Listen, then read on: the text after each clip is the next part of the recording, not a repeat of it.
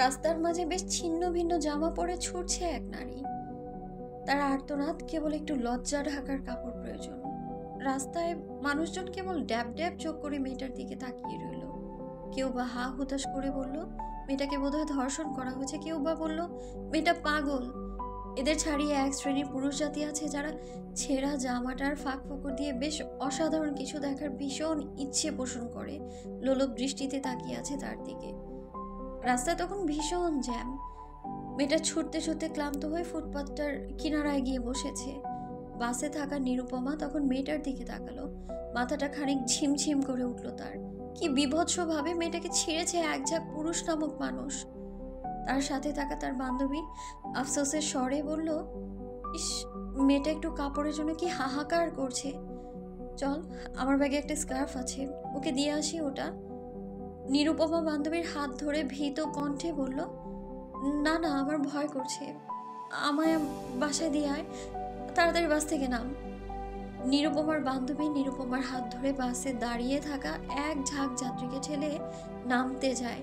তন্মধ্যে নিরুপমা অনুভব করে তার ভীষণ সহনশীল অঙ্গখানিতে বিশ্রী একটা ছোঁয়া। আঁতকে ওঠে নিরুপমা।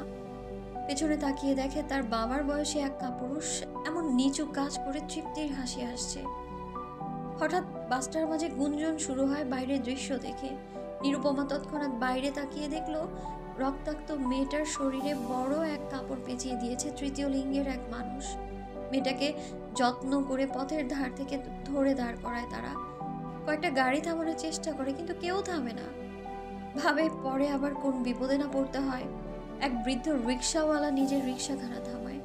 বৃদ্ধ বেশ ক্লান্ত, বোঝাই যাচ্ছে, কিন্তু তবুও সে এই যাত্রী দুজনকে রিক্সায় তুলে নেয়।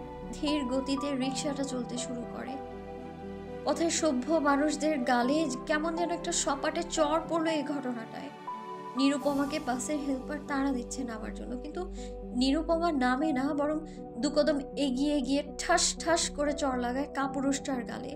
চিৎকার দিয়ে বলে ওঠে, কিসের এত লোভ তোদের? ভুলে গেছিস এই নারীর শরীর থেকেই তোদের জন্ম? তবে কিসের এত শরীরের প্রতি তৃষ্ণা? তোর মেয়েও না কারো তৃষ্ণার শিকার হয় দেখিস। বাসের যাত্রীরা যা বোঝার বুঝে যায়।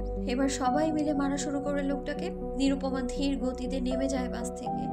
একটা বড় করে শ্বাস নিয়ে মনে মনে বলে, আমি নারী, কোনো ভোগ্য বস্তু না আমি।